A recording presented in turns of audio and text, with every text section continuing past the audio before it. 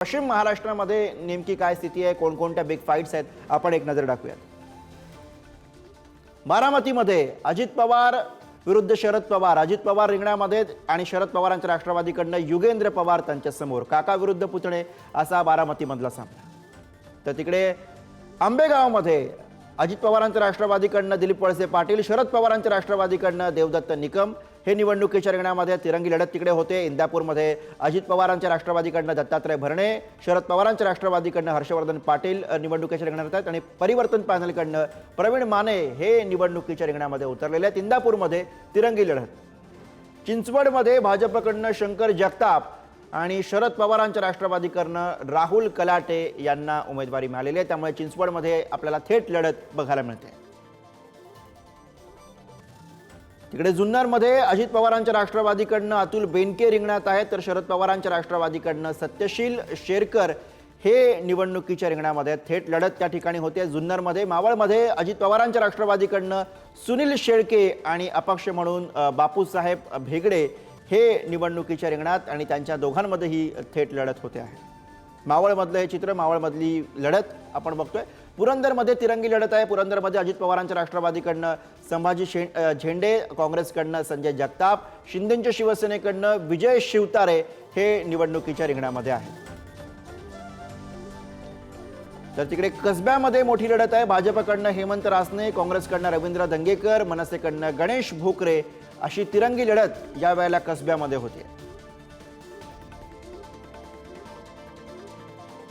भाजपकडनं पर्वतीमधनं माधुरी मिसाळ निवडणुकीच्या रिंगणात, त्यांना शरद पवारांच्या राष्ट्रवादीकडनं अश्विनी कदम यांचं आव्हान आहे. थेट लढत पर्वतीमध्ये पाहायला मिळते.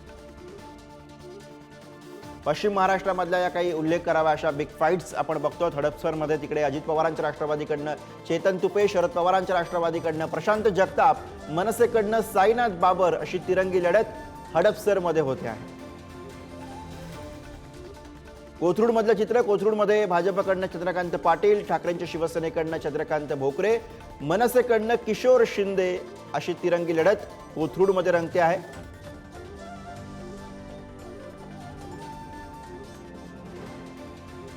दौंडमधलं चित्र. दौंडमध्ये भाजपकडनं राहुल कुल आणि शरद पवारांच्या राष्ट्रवादीकडनं रमेश थोरात हे निवडणुकीच्या रिंगणामध्ये आहे. दौंडमध्ये हा थेट सामना कुल विरुद्ध थोरात असा रंगताना दिसतो. आणि यानंतर थेट जाऊयात पुण्यामध्ये. प्रतिनिधी बालाजी पोद्दार सध्या आपल्या सोबत आहेत. बालाजी, आज अर्थातच महत्वाचा टप्पा मतदान पार पडतंय आणि या काही प्रमुख लढती आपण बघितलेल्या आहेत. कसं बघायचं याकडे? कुठे कुठे सर्वाधिक लक्ष लागलेलं आहे?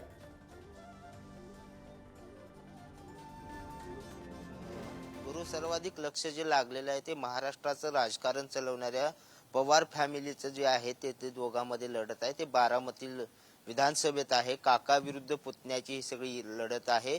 अजित पवारांच्या राष्ट्रवादीकडून स्वतः अजित पवार जे आहेत ते बारामती विधानसभेमध्ये उमेदवार आहेत, तर त्यांचेच पुतणे युगेंद्र पवार हे शरद पवारांकडून उभे आहेत. त्यामुळे या लढतीकडे सर्वाधिक लक्ष लागलेलं आहे. कारण लोकसभेसारखा धक्कादायक निकाल आज मतदार आपल्या मतदानातून काही व्यक्त करतात का हे पाहावं लागेल. मतदार आज आपला उमेदवार, आपला आमदार ठरवणार आहेत गुप्तरित्या. मात्र त्यासाठी जी चुरस आहे ती मोठ्या प्रमाणात आहे. त्याचबरोबर सर्वात महत्वाची लढत जी आहे ते पुरंदरमधले महायुतीमध्ये जे मैत्रीपूर्ण लढत होती त्याकडे सुद्धा लक्ष लागलेलं आहे. इंदापूर आहे.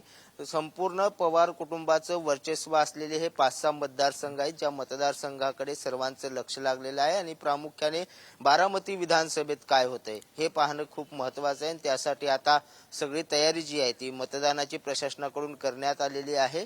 आता सकाळी दोन्ही उमेदवार याच काटेवाडी जिल्हा परिषद शाळेमध्ये मतदान करणार आहेत आणि आज नेमकं मतदारांच्या मनातलं काय ते पेटेत येणार आहे आणि त्यानंतर 23 तारखेला खरा निकाल लागेल. मात्र ज्या नेत्याची देशाच्या राजकारणात ओळख आहे त्या नेत्याच्या होम ग्राउंडवर काय होतंय आणि राष्ट्रीय अध्यक्ष म्हणून अजित पवार ज्या ठिकाणी आता पुढे आलेत त्यांचं काय होतंय हे पाहणं आता महत्वाचं आहे. गुरु, अगदी. त्यामुळे बारामतीच्या निकालाकडे महाराष्ट्राचंच नाही तर देशाचं लक्ष लागलेलं आहे. त्यामुळे बारामतीमधला यावेळेचा निकाल काय होतो हे आपल्याला बघायचं आहे. धन्यवाद या सगळ्या सविस्तर माहितीसाठी.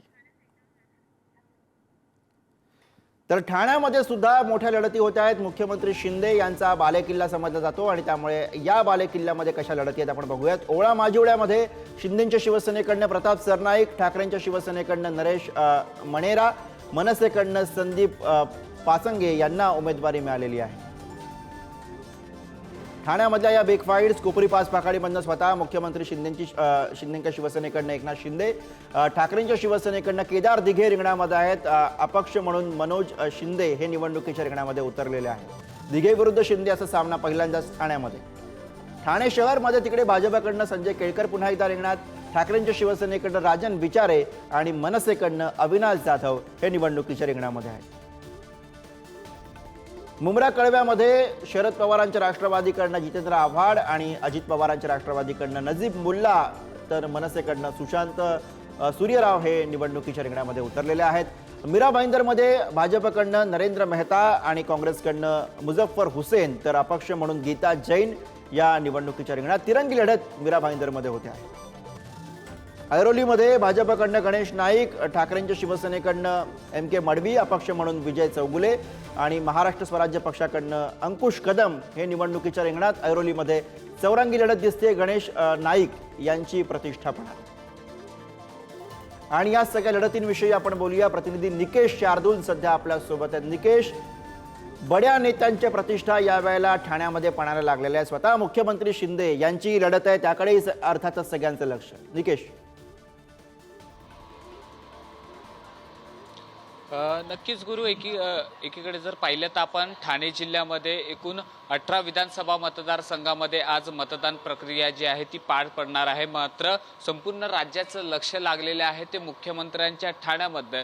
कारण मुख्यमंत्र्यांच्या ठाण्यामध्ये स्वतः मुख्यमंत्री कोपरी पाचपखाडी मतदारसंघामधनं आज उमेदवार म्हणून उभे आहेत आणि त्याचप्रकारे बडे दिग्गज नेते जे आहेत ते ह्याच ठाण्यातनं जे आहेत ते उभे असलेले पाहायला मिळालेले आहेत. त्यामुळे खरं तर ठाणे शहर मतदारसंघामधनं भाजपकडनं संजय केळकर असतील, मनसेकडनं अविनाश जाधव असतील, ठाकरेंच्या शिवसेनेकडनं राजन विचारे हे निवडणुकीच्या रिंगणात आहेत. तर कोपरी पाचपखाडी मतदारसंघातनं मुख्यमंत्र्यांच्या विरोधात आनंद दिघे यांचे जे पुतणे आहेत आणि ठाकरेंच्या शिवसेनेचे जिल्हा प्रमुख केदार दिघे हे त्यांच्या विरोधात आहेत. काँग्रेसमधनं बंडखोरी केलेले मनोज शिंदे हे मुख्यमंत्र्यांच्या विरोधात आहेत. अशी दिग्गज लढत जी आहे ती ठाणे शहरामध्ये असताना आपल्याला पाहायला मिळते. आपण जर सध्या पाहिलं तर आपण सध्या मतदान केंद्रावरती आहोत.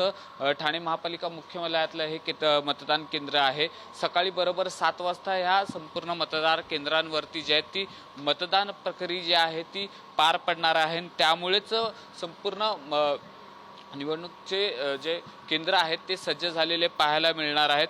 एकंदरीत जर आपण पाहिलं तर या 18 मतदारसंघामधनं जी मतदार प्रक्रिया जी पार पडणार आहे त्यातच 72,29,339 मतदार जे आहेत ते आपला मतदानाचा हक्क जे आहे ते बजावणार आहेत. यासाठी 6,894 मतदान केंद्र सज्ज ठेवण्यात आलेले आहेत. मतदान केंद्रावरती काम करण्यासाठी 30,878 अधिकारी कर्मचाऱ्यांची जी आहे ती नियुक्ती करण्यात आलेली आहे. त्याचप्रमाणे तसंच निवडणूक भयमुक्त किंवा मुक्त वातावरण मतदानाची प्रक्रिया पार करण्यासाठी जिल्हा प्रशासन असेल किंवा स्थानिक पोलीस यंत्रणा व केंद्रीय सुरक्षा दलाचे जवान देखील जे आहेत ती सज्ज झालेली आपल्याला पाहायला मिळतात. बरोबर 7 वाजता जी आहे ती मतदान प्रक्रियेला जी आहे ती सुरुवात होणार आहे. ठाणे शहराचं जर पाहिलं तर 4 मतदारसंघ आहेत. या 4 मतदारसंघामध्ये जर आपण पाहिलं तर कोपरी पाचपाखाडी असेल, मुंब्रा कळवा असेल, ठाणे शहर मतदारसंघ असेल किंवा ओळा माजिवडा मतदारसंघात हे प्रमुख मतदारसंघ जे आहेत या प्रमुख मतदारसंघ म्हणून याकडे पाहिलं जातं. कारण